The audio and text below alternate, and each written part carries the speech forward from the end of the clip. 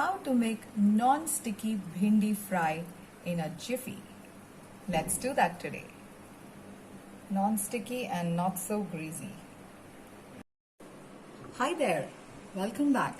Today I'm making bhindi, as you can see, bhindi or okra or lady's finger, and I'm gonna make simple bhindi fry with just 2 items while my pet dog Misty watches me rather. So I have onion and garlic.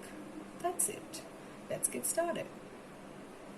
You can see I've taken one entire bunch, that's about quarter kilo of okra of the same length. What should we call it? Okra, bhindi, lady's finger. Alright, I will switch between the names and you would get it. So I've taken one entire bunch. This tip is only for novices. I've taken a bunch which is of the same length, and in one swift motion I'm just gonna chop off the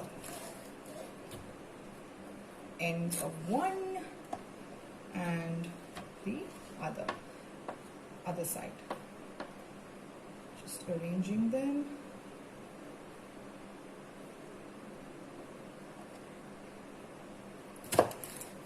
So I just took off the ends of a quarter kilo bhindi in 2 swift motions. Now for the other batch. All done. Now place that there. There's the next batch. Let's get started. So I'm not going to get to the bhindi until I start the whole process. So while the onion and garlic will fry, I'm going to get on with the bhindi. To quickly reiterate, I have taken 1 medium-sized onion, and that's about 2 tablespoons of garlic. I'm going to chop it up and set up the kadai. So while I chop, I've set the skillet on medium heat, and I have poured about 2.5 tablespoons of oil. So we're almost done. So let me tell you, the bhindi or the lady's finger, which is sticky, there are many ways. It's a very simple vegetable, but there are many people who struggle with it. I have struggled with it for many years in my early cooking years as a new wife, new mother. But I have learned from my mistakes. So some of the mistakes that people often make with the lady's finger is that they either overcook it or use a very narrow or small kadai or pan to cook it. So all these things affects the way it is cooked, and it can get soggy rather easily. So this video is very special because this I'm making for a very dear friend who's asked me to make this for her, and she wants me to make this with all the tips I have given her. So the tips I gave her is that use a fairly large pan and don't overcook the bhindi. Change of scene. As you can see, I am making this really simple bhindi with just 2 to 4 ingredients actually. So we have garlic going into hot oil, 1 medium-sized onion going into hot oil, and while that's done, I am going to chop my bhindi. Give it a stir. We'll come back to this. It actually takes only a few minutes to chop bhindi. I'm going for a medium size. This is the size I'm going with. They're almost even. So even when you chop the bhindi very thin, there is a chance of it going soggy if you're not an expert in cooking or if you've not dealt with the bhindi.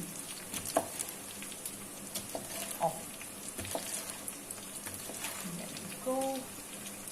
So what else about the bhindi? There are people who wipe the bhindi before they cook it, after they wash it, and there are people who like to fry the bhindi before it goes into any gravy-like dish.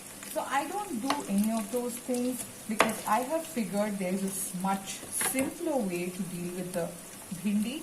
That is, use a large pan, don't cover it for too long, and then be done cooking it in less than 15 minutes.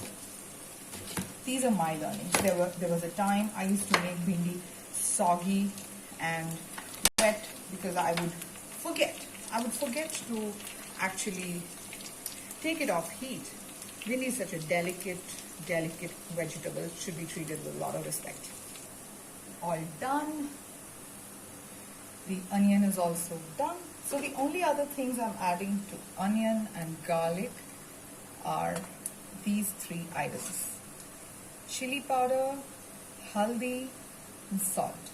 Half a spoon haldi, 1 spoon chili powder, 1 spoon salt. Mind you, I'm making half a kilo bhindi. Going with the salt now, and haldi, and the bhindi.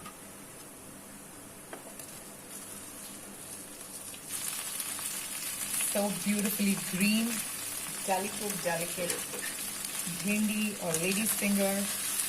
Give that a stir. So I have become a YouTuber only since lockdown, so you won't see anything fancy in my videos in terms of the cutlery or in terms of the cooking items.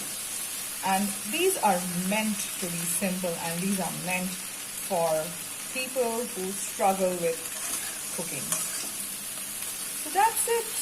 There's the bhindi. Now we let it cook. I'm going to put a lid on it, but only for 5 minutes on low heat. It's been exactly 2.5 minutes. That's almost half cooked. I have turned off the heat. I will give it a stir and let it cook for another 2 minutes with the lid on. So while that cooks in the next 2 minutes, I'm just going to show you a small tip I learned about maintaining wooden cutting boards. So here is my wooden cutting board. This is a dozen years old. It looks narrow because it's only half. The other half, it's split right in the middle because I used to make this, do this mistake of putting it under the stove on my counter. So here is some coconut oil. I've taken a little too much, but all right. So I take coconut oil. You can take any oil actually, any oil. I prefer coconut or olive oil, and then you rub it on a clean, dry board.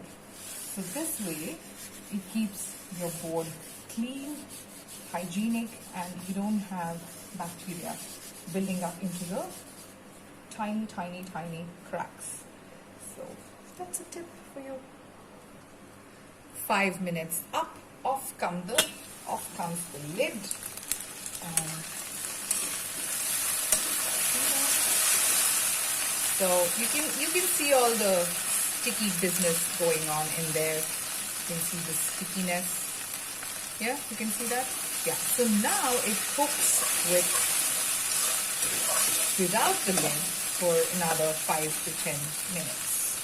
So at this point, I'm going to add my chili powder. I've put only 1 teaspoon because I don't like adding too many things in my vegetables. I think it kills the flavor of the vegetables, and I don't like adding too many masalas either for the same reason. So let's come back. I'm going to set this up on another burner in really low heat for 10 minutes. I will keep stirring it every 2 minutes. So in under 5 minutes, all the stickiness is already gone. You can see the sticky gooey thing stuck to the bottom of the kadai. So at this point, if you want to get rid of that, you can put on the lid for a minute or so and all this comes off easily.